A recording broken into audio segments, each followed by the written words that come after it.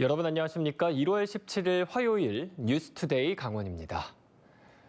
지난 주말과 휴일 춘천을 비롯한 영서 지역에도 적지 않은 눈이 내렸지만 발빠른 제설 작업 덕에 큰 피해는 집계되지 않고 있습니다. 하지만 이면도로와 보행로 곳곳에는 녹지 않은 눈이 그대로 얼어붙어 크고 작은 불편들이 이어지고 있습니다.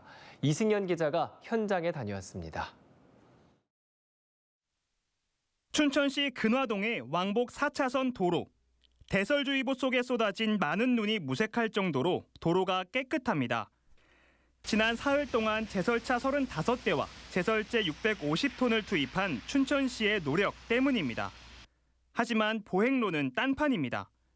쌓인 눈이 밟혀서 다져지기를 여러 차례, 곳곳이 얼음판으로 변했습니다. 미끄러갖고 뒤로 발랑 나가 잡아졌어. 발랑 나가 잡아서 한참 누웠다가 남춘천역과 시외버스 터미널 인근 육교는 상황이 더 안 좋습니다. 계단에 붙어있던 미끄럼 방지 테이프마저 거의 다 떨어져 있으나 마나입니다. 시외버스 터미널 앞 육교입니다. 제설 작업이 거의 되지 않아 빙판길과 다름이 없습니다.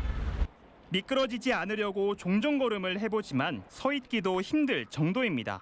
너무 미끄러우네요. 여기는 너무 위험하네. 예, 그러네요. 이거 좀 어떻게 좀 개선 좀 해줬으면 좋겠네요. 고령층이 많이 찾는 춘천시 석사동 시장 보행로도 사정은 마찬가지입니다. 지팡이에 의지해 한 발 한 발 조심스럽게 디뎌보지만 행여 넘어질까 불안합니다. 미끄러우니까 그 소금 같은 걸 좀 뿌리면 이게 녹잖아요. 근데 그런 게 안 되는 것 같아요. 춘천시 조례에 따르면 건축물의 주인이나 점유인은 인접한 보행로의 눈을 직접 쓸어야 합니다. 하지만 조례를 아는 사람도 많지 않고 강제력도 없다 보니 참여율이 저조합니다. 하는 사람만 하고 안 하는 사람 안 하고 그러니까 저 이쪽에 많이 좀 신경을 많이 썼으면 해요. 그러니까 그 사람들도 좀 조심스럽게 다니는 거 보니까 좀 위험해 보이고. 최근 3년 동안 발생한 얼음판 안전사고는 486건. 강원도 시군 가운데 춘천시가 68건으로 가장 많이 발생했습니다. 차량 통행이 많고 눈에 잘 띄는 도로 제설도 중요하지만 안전 사각지대로 남아있는 보행로를 보다 촘촘하게 살피는 제설 행정이 필요한 때입니다. MBC 뉴스 이승현입니다. 중장기 전력 수요 전망과 전력 설비 확충 등의 내용이 들어있는 제10차 전력 수급 기본 계획이 확정 공고됐습니다. 도내에서는 동해화력 1, 2호기가 폐지 대상에 포함이 됐는데요. 이윤 기자가 취재했습니다. 제10차 전력 수급 기본 계획은 석탄 발전 비중을 줄이는 게 골자입니다. 정부는 국내 전체 발전량의 41%를 차지하는 석탄 발전 비중을 2030년까지 19.7% 수준으로 줄이기로 했습니다. 2020년 9차 계획 때와 비교하면 목표치를 10.2%포인트 더 줄이는 겁니다. 대신 2030년까지 원전 비중은 9차 계획의 25%보다 7.4%포인트 증가한 32.4%로 늘려 전기 생산에 차질이 없도록 한다는 게 정부의 구상입니다. 석탄 발전 비중을 줄이기 위해 전국에서 가동 중인 석탄 발전소 58기 가운데 28기를 2036년까지 폐지합니다. 2020년 9차 계획 때보다 폐지 발전소가 4기 더 늘어난 건데 이번에 추가된 석탄 발전소는 충남 당진 1, 2호기와 동해화력 1, 2호기입니다. 21년 10월 발표된 NDC 배출 목표치는 도전적 목표이나 원전 활용과 신재생 확대, 석탄 감축 등을 통해 달성할 수 있도록 노력하겠습니다. 신규 발전소가 속속 들어서는 동해안 일대에서 생산되는 전기를 수송할 송전솔로 추가 건설도 전력 수급 기본 계획에 담겼습니다. 동해안 초고압 송전솔로의 추가 건설은 2025년과 2026년에 1, 2단계 준공을 목표로 하고 있는데 건설이 늦어질 경우 기존 송전솔로의 용량을 조절해 전력 수급을 유지하는 유연 송전 시스템을 활용하기로 했습니다. 세부적인 추가 건설 내용은 차후 발표될 제10차 장기 송변전 설비 계획에서 구체화될 예정입니다. 이번 계획에 대해 환경단체는 앞으로 강릉 아린과 삼척 화력 등 발전 용량이 큰 신규 석탄 발전소가 가동되는 상황에서 석탄 발전을 퇴출하지 않고 비중만 줄이는 건 탄소 중립 취지와 맞지 않는다며 비판의 목소리를 내고 있습니다. 2030년까지 모든 석탄발전소, 최소 2035년까지 전력 부분에서 탈탄소를 달성해야 하는데 그런 걸 이제 전혀 인식하지 못하고 2036년까지도 석탄발전소를 남겨놓겠다. 신규 석탄 발전소 측은 송전선로가 추가 건설되더라도 연료비가 저렴한 신한울 원전부터 우선적으로 사용하기 때문에 뒷순위로 밀려나 발전 시설을 놀리지 않을까 우려하고 있습니다. MBC 뉴스 이용입니다. 요즘 강추위가 매섭지만 동해안 지역에는 상대적으로 따뜻한 날씨가 이어지고 있는데요. 이렇다 보니 동해안 시군마다 다양한 종목의 전지훈련단들이 찾아와 지역 경제에 보탬이 되고 있습니다. 배연환 기자의 보도입니다. 여자 축구 선수들이 골뺏기 훈련을 하느라 여념이 없습니다. 한겨울이지만 얇은 운동복만 걸치고 훈련을 이어가고 있습니다. 태권도 훈련이 한창인 실내. 수십 명의 학생 태권도 선수들이 진지한 자세로 서로 겨루기를 하며 기량을 익히고 있습니다. 발차기와 달리기 등 기초 체력 연습도 소홀히 할 수 없습니다. 전국 각지에서 전지 훈련을 위해 몰려든 선수들은 무엇보다 동해안의 겨울철 따뜻한 날씨에 만족감을 나타냅니다. 날씨적인 부분이 굉장히 좋아서 겨울에 동계훈련을 할 수 있는 아이들이 따뜻하게 운동할 수 있는 그런 환경이 너무 좋아서 매년 이 삼척을 찾고 있습니다. 실제 동해안 지역의 1월 평균 최저 기온은 강릉 영하 2.7도 등 0도 안팎에 불과합니다. 서울의 1월 평균 최저 기온인 영하 5.5도와 비교해도 3도가량 높아 동해안 지역이 상대적으로 따뜻합니다. 강원 영동의 겨울철 기온은 같은 위도대에 위치한 서울 경기나 강원 영서에 비해서 1에서 한 3도가량 높게 나타납니다. 이렇다 보니 삼척 지역에만 올해 1, 2월에 전지훈련단 700여 명과 축구 동계 스토브리그 참가 선수 1000여 명이 찾을 예정입니다. 동해시와 속초시에도 같은 기간 각각 1000여 명, 강릉시에는 4000여 명의 전지훈련단이 찾을 예정입니다. 동해안 지역에 상당수의 전지 훈련단들이 몰려들면서 지역 경기에도 긍정적인 역할을 하고 있습니다. 지자체들은 전지 훈련단이 숙박과 식당 등을 이용하며 수십억 원 이상의 지역 경기 부양 효과가 있을 것으로 추정하고 있습니다. 저희가 경제 유발 효과로 2달 동안 2천여 명이 저희 지역을 방문해서 한 15억 원 정도의 경제 유발 효과를 기대하고 있습니다. 겨울철 동해안을 찾은 전지 훈련단들이 힘든 지역 상경기에 모처럼 활기를 불어넣고 있습니다. MBC 뉴스 배연환입니다. 설 연휴 이전에 실내 마스크 착용 의무가 해제될지를 놓고 관심이 모아지고 있습니다. 질병관리청은 시기가 거의 다 됐다면서도 정확한 시점은 못 박지 않았는데요. 고령자의 겨울철 추가 접종이 지지부진한 데다 해외 요인도 아직은 안심할 단계가 아니라고 보고 있습니다. 이병선 기자가 취재했습니다. 강원도 코로나19 주간 확진자가 거의 3달 만에 10,000명 아래로 떨어졌습니다. 지난주 주간 확진자는 7,764명인데 4자릿수 확진자가 나온 건 지난해 10월 마지막 주 8,911명 이후 11주 만입니다. 한 달째 주간 확진자가 줄고 있고 위중증 환자도 안정적인 추세입니다. 하지만 설 명절 전에 실내 마스크 착용 의무가 해제될지는 아직 결정되지 않았습니다. 마스크를 벗을 조건들은 대부분 만족하지만 고령층 접종률이 낮기 때문입니다. 강원도의 60세 이상 추가 접종자는 46만 2천 명 가운데 15만 명으로 32.6%에 불과해 전국 33.9%보다도 낮습니다. 애초에 질병청이 조건으로 제시했던 50%에는 한참 못 미칩니다. 그나마 실제 노인으로 분류되는 65세 이상은 40%를 넘겼지만 60세에서 64세는 19%에 불과합니다. 이 상황에서 마스크 착용 의무를 해제했을 때 설 명절 이후 위중증 환자와 사망자가 급격히 늘 수 있다는 우려를 할 수밖에 없는 겁니다. 예비 노인들도 상당히 위중증과 치명률이 높다는 것을 감안했을 때 좀 이분들이 더 적극적으로 계량 백신 접종을 받아줬으면 좋겠다라는 말씀을 드립니다. 가까운 일본과 홍콩, 중국의 감염률이 이제 정점을 찍고 줄어들고 있지만 여전히 해외 상황도 관건입니다. 방역 당국은 방역 정책은 영웅적인 결단보다는 한 사람의 생명이라도 더 보호해야 하는 것이라며 실내 마스크 해제는 시간을 더 두고 지켜본다는 입장입니다. MBC 뉴스 이병선입니다. 강원도가 강원특별자치법 개정안 최종판을 강원도 홈페이지에 공개했습니다. 강원특별법 개정안은 4대 핵심 규제, 전략산업 지역개발, 행정재정, 교육 등 4개 분야에 걸쳐 특례를 부여받거나 권한을 이양받기 위한 181개의 조문을 담았습니다.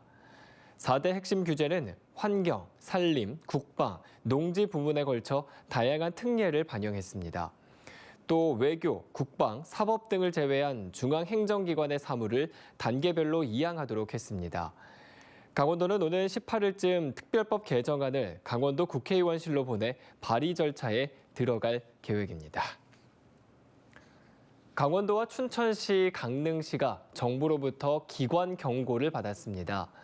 행정안전부 등 정부 10개 부처가 지난해 9월 19일부터 13일 동안 실시한 강원도 정부 합동 감사 결과 도로 하천 공사를 하면서 346필지 15만 5,452제곱미터를 관리기관과 유상 매입이나 무상 귀속 협의 없이 무단으로 훼손하고 사용한 것으로 적발됐습니다.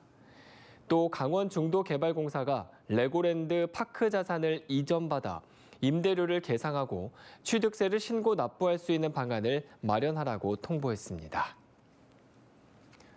지난해 12월부터 진행되고 있는 사랑의 온도탑 나눔 온도가 전국에서 가장 낮은 것으로 나타났습니다.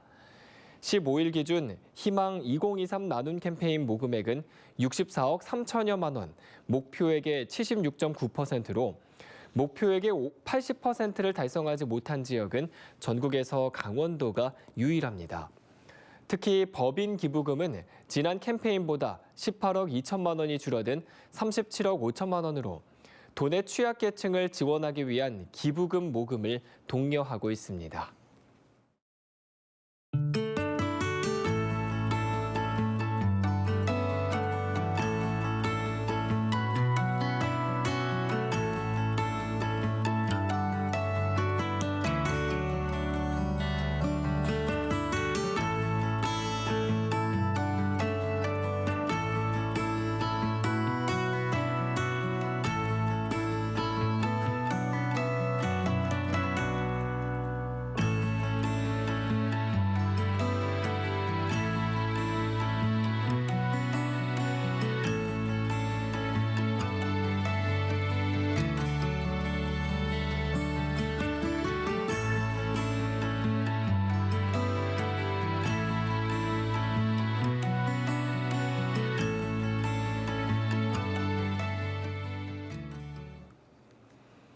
설 명절을 앞두고 전통시장 활성화가 추진됩니다.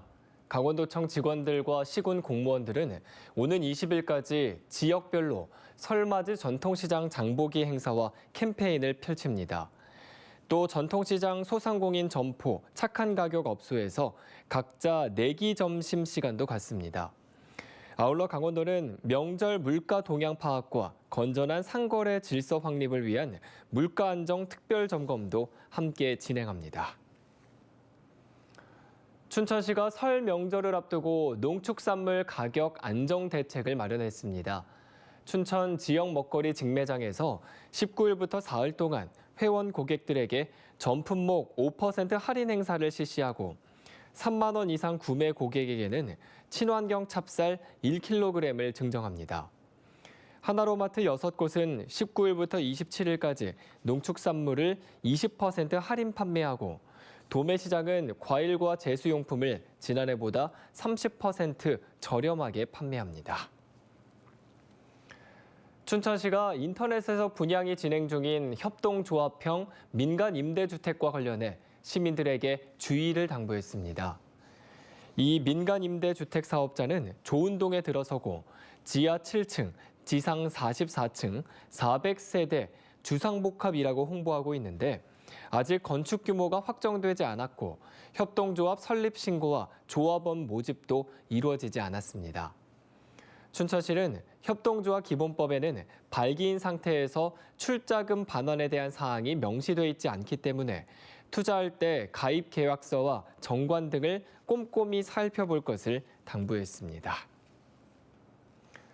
강원 지역 여객선의 지난해 이용객이 28만여 명으로 1년 전보다 14.3% 증가한 것으로 나타났습니다.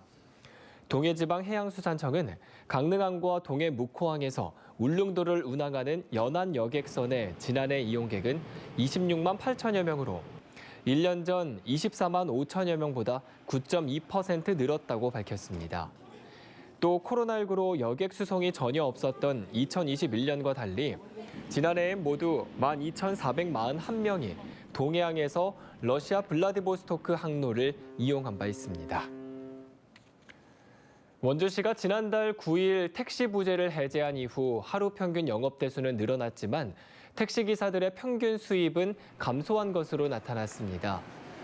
원주시는 택시 운행 정보관리 시스템 분석 결과 부재 해제 이후 일평균 영업 대수가 960대에서 1,180대로 23% 증가해 시민들의 승차난 해소에 상당한 효과가 있었다고 평가했습니다.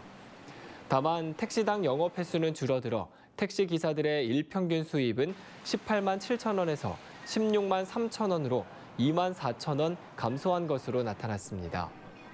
원주시는 택시 기사들의 고충 해결을 위해 브랜드콜 운영비 등의 지원을 확대한다는 계획입니다.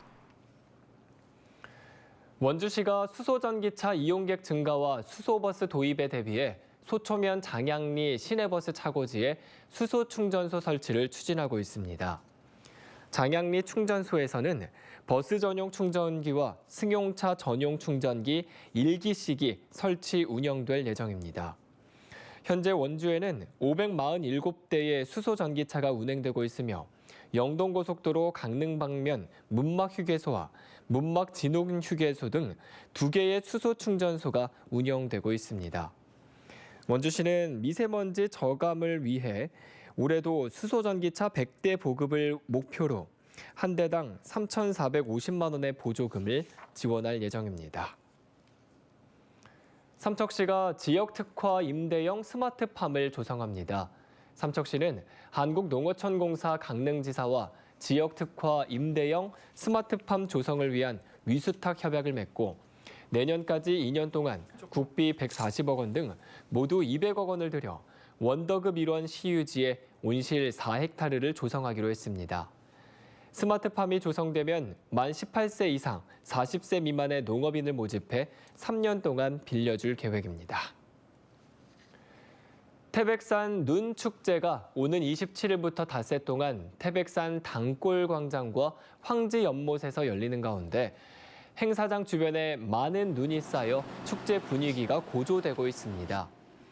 태백시에 따르면 태백산 국립공원에 12cm의 눈이 쌓였고 낮 기온까지 영하권에 머물며 눈축제 행사장 주변에 당분간 눈이 남아있을 것으로 예상되고 있습니다. 태백산 단골광장에서 전국 10개 대학생팀이 참가하는 눈 조각 경연대회가 시작돼 오는 20일까지 조각 작품이 완성될 예정입니다. 홍천군이 평일 근무 시간에 민원실을 찾아오기 힘든 민원인을 위해 야간 민원실 사전 예약제를 운영합니다. 야간 민원실은 여권 발급과 인감 증명서 등 무인 민원 발급기에서 처리가 불가능한 민원 서비스를 제공하기 위해 운영됩니다. 매주 월요일과 수요일 오후 6시부터 7시 30분까지 군청 민원과에서 업무를 볼 수 있고 하루 전에 전화로 예약하면 됩니다. 홍천군은 바쁜 직장인과 맞벌이 부부가 겪는 불편이 해소될 것으로 기대하고 있습니다. 철원 태봉대교에서 순담간 8km 코스를 걷는 철원 한탄강 얼음 트레킹 축제가 오는 24일까지 열립니다. 한탄강 얼음 트레킹 축제는 갑작스러운 겨울비와 영상 기온으로 지난 14일 개막식을 취소했습니다. 철원군은 얼음 트레킹 코스 8km 구간 가운데 그동안 부교를 열어 개방했던 2km의 얼음길을 제외하고 전 구간을 정상 운영하고 있다고 밝혔습니다. 이상으로 뉴스투데이 강원을 마칩니다. 시청해주신 여러분 고맙습니다.